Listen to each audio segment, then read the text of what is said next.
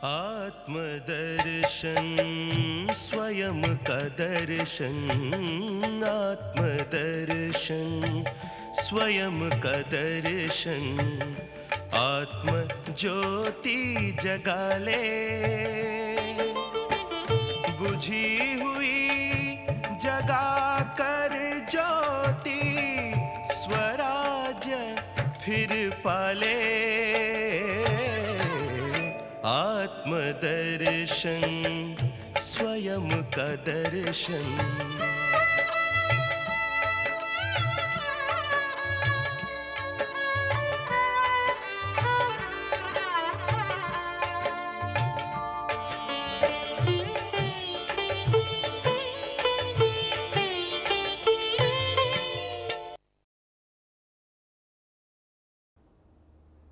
ओम शांति। आज के इस सत्र में राजयोग मेडिटेशन की सरल से सरल विधि क्या है, इस विधि पर हम देखेंगे। क्योंकि आज की दुनिया के अंदर अनेक प्रकार के योग सिखाए जाते हैं, अनेक प्रकार की मेडिटेशन की टेक्निक्स बताई जाती है। राजयोग जो गीता में बताया हुआ है कि एक सहज राजयोग है, कोई भी कर सकता है।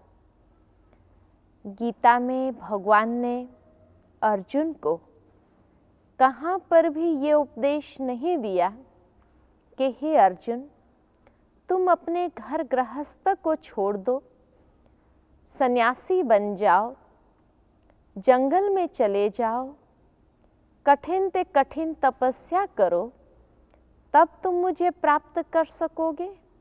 नहीं, गीता में भगवान ने अर्जुन को यही कहा, घर गृहस्थ में रहते हुए मन मना भव, अर्थात मन को मेरे में लगाओ। और मन को परमात्मा में कैसे लगाया जाए, क्योंकि मन तो बड़ा चंचल है। उस चंचल मन को वश करना कैसे करें, यही आज हर एक का प्रश्न है कि घर गृहस्थ में रहते हुए मन शांत हो, मन स्थिर हो, जब चाहे जहाँ चाहे उसको लगा सके, इतना हमारा अधिकार हो मन के ऊपर, ये हर एक की चाहना है। परंतु आज अगर देखा जाए कि मन कहाँ चला जाता है, मन के भटकने के द्वार कौन से हैं, तो कोई न कोई इंद्रियां ही मन को चलायमान करने के लिए निमित्त बनती है। चाहे मुख की चंचलता हो जो मन को विचलित कर देता है, या कानों की चंचलता हो, कुछ ऐसी बातें हमने सुन ली जिस कारण मन विचलित रहता है, बड़ा संघर्ष करने लगता है, या कभी आंखों ने कुछ ऐसा देख लिया तो भी मन बड़ा परेशान रहता है, या कहीं हाथों से किसी को बिना कोई मतलब के थप्पड़ मार दी, या कोई ऐसी चंचलता कर ली, तब भी मन विचलित रहता है। तो मन के भटकने के द्वार ये कोई न कोई इंद्रियां हैं, और इसलिए कई कठिन तपस्या लोगों ने की उस मन को वश करने के लिए, लेकिन मन फिर भी वश नहीं होता है इतना सहज रूप से। तो मन को सहज तरीका वश करने का कौन सा है?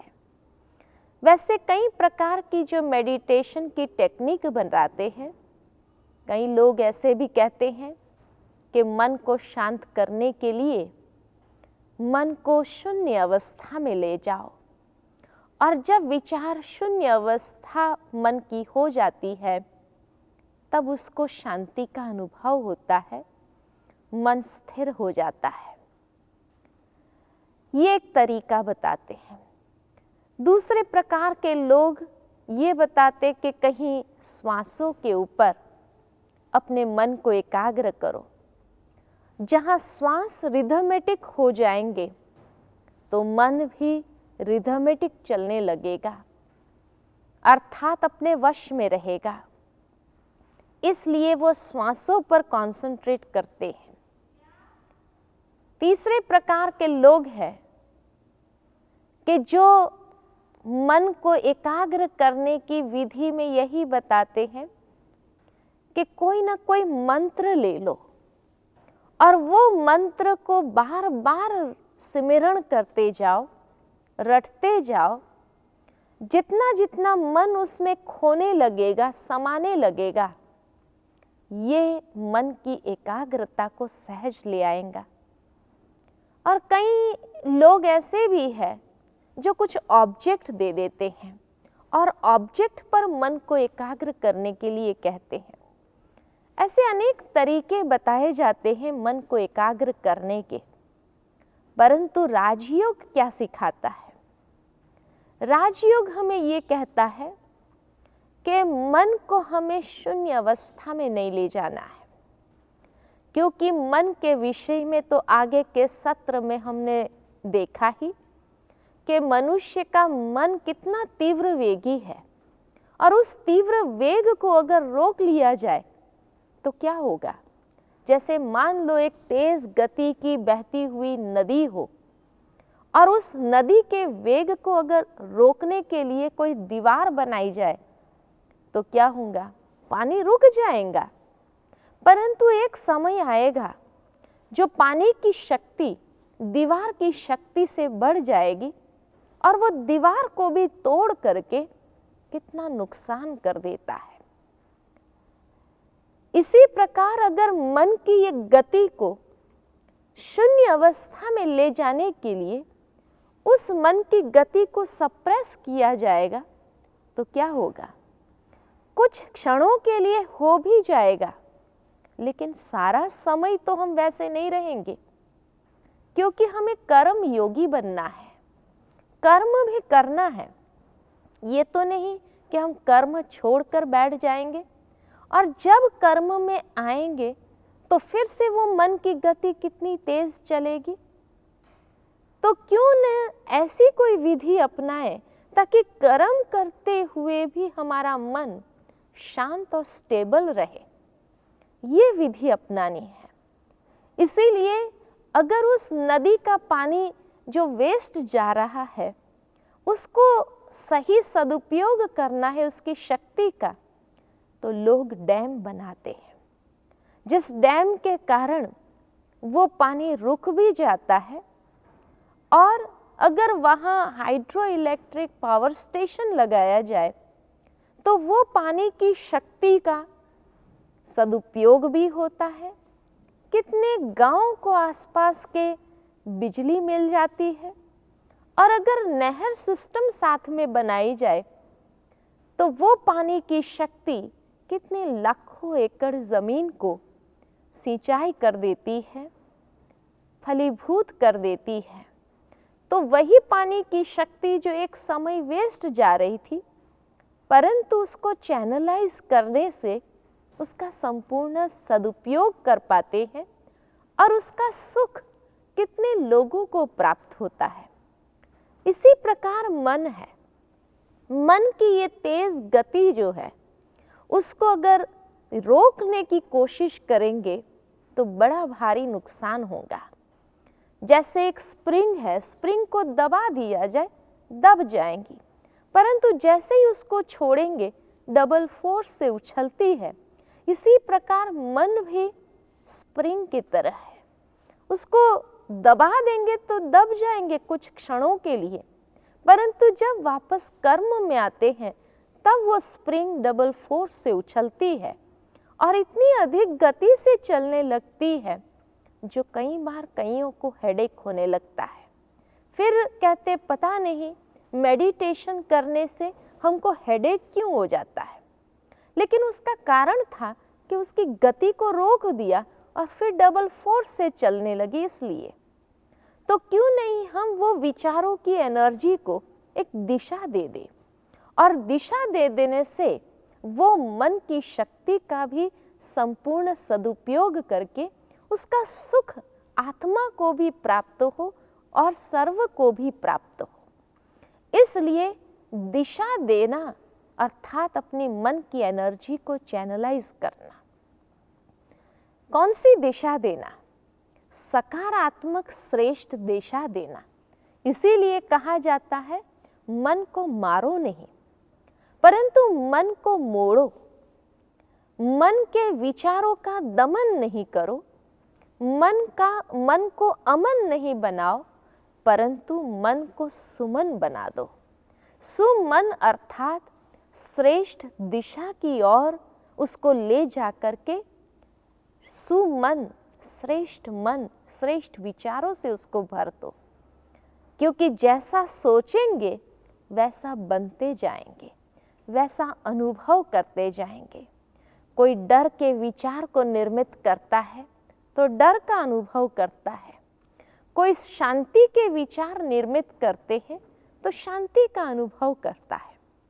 ये है मन की शक्ति। इसलिए मन को शून्य अवस्था में नहीं ले जाना राजयोग हमें कभी भी ये शिक्षा नहीं देता है। दूसरा, जब कहते हैं कि श्वासों पर एकाग्र करो, ताकि श्वास जब रिदमेटिक हो जाते हैं तो मन भी रिदमेटिक चलने लगता है। राजयोग ये सिखाता है, या साइकोलॉजी भी यही कहता है कि वास्तव में शरीर की गति जो चल रही है, श्वासों की गति जो चल रही है, उसका आधार मन है। मन जिस गति से चलता है उसी गति से हमारे श्वास भी चलते हैं। श्वास को कंट्रोल करने से मन कंट्रोल नहीं होगा, परंतु मन को जब एक अच्छी गति में ले आते हैं तो श्वास भी नॉर्मल गति में चलने लगते हैं, शरीर की क्रिया भी उसी विधि से चलने लगती है। इसलिए मन की शक्ति को यथार्थ रीति समझ करके उसको रिदमेटिक बनाओ। अर्थात मन का कनेक्शन शरीर के ऊपर है, न कि शरीर का कनेक्शन मन के ऊपर है। मन के कारण ही तो शरीर के अंदर कई बीमारियां भी होती है।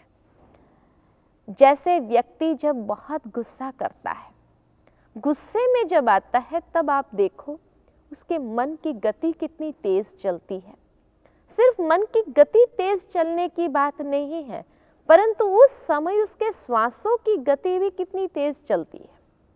और जब मनुष्य रिलैक्स मूड में बैठा है, उस समय जब उसकी मन की गति भी शांति से चलती है, तो श्वासों की गति भी शांति से चलती है।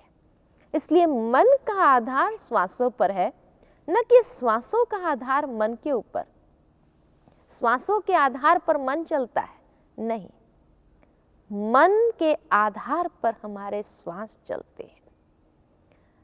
तो मन को रिदमेटिक करने के लिए जितना हो सके, जब हमारे पास कुछ ऐसी फुर्सत की पल है, सुबह में, शाम को, जब कभी, तो मन को शांति के विचार दे करके उसको शांत करें, जिससे शरीर के गति भी रिदमेटिक चलने लगे। तीसरी बात, कई बार कई हमें भी कहते हैं कि बहन जी, राजयोग में कोई ऐसा मंत्र है या नहीं है जिस मंत्र में हम अपने मन को लगा दे, सिमरण करते रहे, जपते रहे, जिस कारण हमारा मन एकाग्र हो जाए, परमात्मा में लीन हो जाए। मंत्र अर्थात क्या? मंत्र अर्थात मन और त्र, दो शब्दों से बना हुआ है। मन को जो त्राण देने वाला शब्द अर्थात फ्रेज। मन को त्राण देना माना मन को प्रोटेक्ट करना। जो बुरे ख्यालातों में हमारा मन चला जाता है, विचलित हो जाता है, वहाँ से उस मन को ऐसा कोई शब्द दे जिससे उसको प्रोटेक्ट कर सके और जिस कारण वो उसमें जावे नहीं। इसलिए पुराने कालों में लोगों ने भगवान के नाम का या कोई ऐसे फ्रेज को लेकर के मन को एकाग्र करने की कोशिश की, और वो मन को एकाग्र करने की कोशिश ताकि मन उसको जपने में बिजी रहे। तो जब मन बिजी हो जाता है तो फालतू विचारों में नहीं जाएगा। इसलिए किसी ने मंत्र दे दिया ओम नमः शिवाय जपते रहो, तो वो अंदर ही अंदर जपते रहते हैं, यानी मन को बिजी कर देते हैं।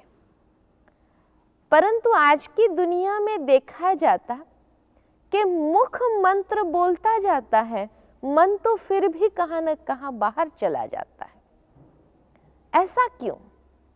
जैसे ये जिह्वा है, ये जिह्वा को भी रोज वैरायटी खाना चाहिए। अगर एक ही प्रकार का भोजन हमने उसको दे दिया तो ये जिह्वा को भी अच्छा नहीं लगता है। मान लो किसी को घर के अंदर एक ही प्रकार की सब्जी और रोटी मिलती रहे, कुछ दिन तो वो खा भी लेंगे, मनपसंद सब्जी हो खा भी लेंगे। कुछ दिनों के बाद वो पूछेंगे भाई और कुछ मिलेगा या नहीं मिलेगा। और मानो घर वालों ने यही कहा कि भाई आपको ये सब्जी बहुत प्रिय है, इसलिए हमने तो यही सीख लिया, अब ये और तो कुछ हमें आता नहीं, अब आपको जीवन भर तीनों टाइम यही खाना है। तो कितना खा सकेंगे? कितना दिन तक हम खा सकते हैं? कुछ दिन खा लिया, फिर तो समझ लिया भाई अभी जिंदगी भर अगर यही मिलना है और कोई उपाय ही नहीं है, बहस करने का कोई मतलब नहीं है, क्योंकि आता ही नहीं है तो क्या करेंगे? तो फिर बाहर जाना आरंभ करेंगे। कभी कोई होटल में चले गए और कुछ खा के आ गए, कभी कोई मित्र के यहाँ कोई पार्टी में, कोई संबंधी के यहाँ पर कोई स्थान पर ऐसे जा कर के खा लिए, वैरायटी खाना खा के घर में आ जाएंगे और फिर कहेंगे आज हमें भूख नहीं है। अब जो बना रहा है उसको खाना पड़ रहा है, वो कितना दिन खाएंगे? उसके बाद बाजार से जाकर एक कुक बुक लेके आए, अलग अलग वैरायटी की रेसिपी देख देख करके बनाने लगे और इतनी स्वच्छता से, इतने नाप से सब चीज बनाए और हमारे सामने रखी जाए। खाने के बाद आप क्या कहेंगे? खाने के बाद अक्सर व्यक्ति यही कहता है वो बाहर जैसी नहीं है, फलानी होटल में जैसी नहीं है, जबकि वहां इतना हाइजेनिकली क्लीनलीनेस भी नहीं है, इतना नाप से भी नहीं होगा, फिर भी वो ज्यादा पसंद है। और ये इतनी पसंद नहीं आई, क्यों? क्योंकि जिह्वा को उसका टेस्ट चढ़ गया, इसलिए वो ज्यादा पसंद आई। ठीक इसी प्रकार हमारा मन है। मन का भोजन है चिंतन। तो इंसान का मन इतना क्रिएटिव है कि उसको भी हर वक्त नया चिंतन चाहिए, और वो नया चिंतन न दे करके उसको भी अगर एक रेगुलर वही के वही विचार देते जाओ, मान लो एक ही जो मंत्र मिल गया, ओम नमः शिवाय, ओम नमः शिवाय, ओम नमः शिवाय, जपते रहो। कुछ दिन तो मन जप लेगा, कुछ दिन के बाद मन भी आत्मा से पूछता है, हे आत्मा और कोई चिंतन मिलेगा या यही है? आत्मा कहती अरे ये तो गुरु मंत्र है, अब जिंदगी भर जब समय मिले तुम्हें यही चिंतन करना है। तो मन को तो वैरायटी चिंतन करने की आदत है। अब वही चिंतन में हमने उसको बिजी कर दिया। कुछ दिन करने के बाद मन भी मुख से कहता है कि हे मुख तुम जपता रहे, मैं थोड़ा घूम के आता हूं। और इसलिए देखा जाता कि मुख बोलता रहता है लेकिन मन बाहर चला जाता है।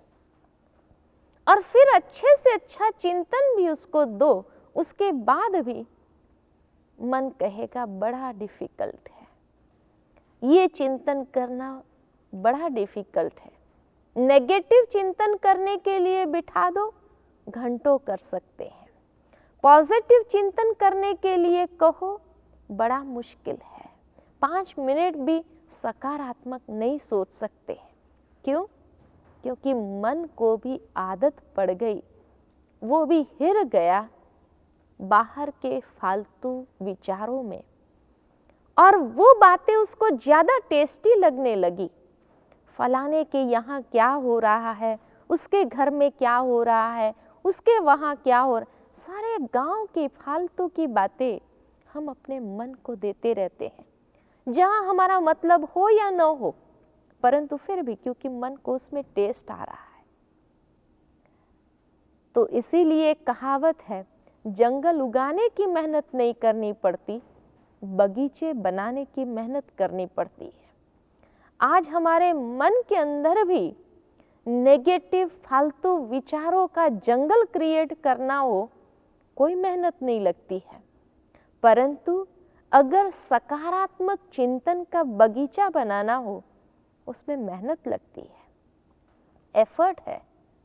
राजयोग कुछ समय के लिए हमें यही मेहनत का अभ्यास अवश्य कराता है कि मन को एक श्रेष्ठ दिशा देने के लिए, सकारात्मक चिंतन देने के लिए, लगाने के लिए कुछ समय हमें भी अपने आप से एक मेहनत करनी पड़ेगी।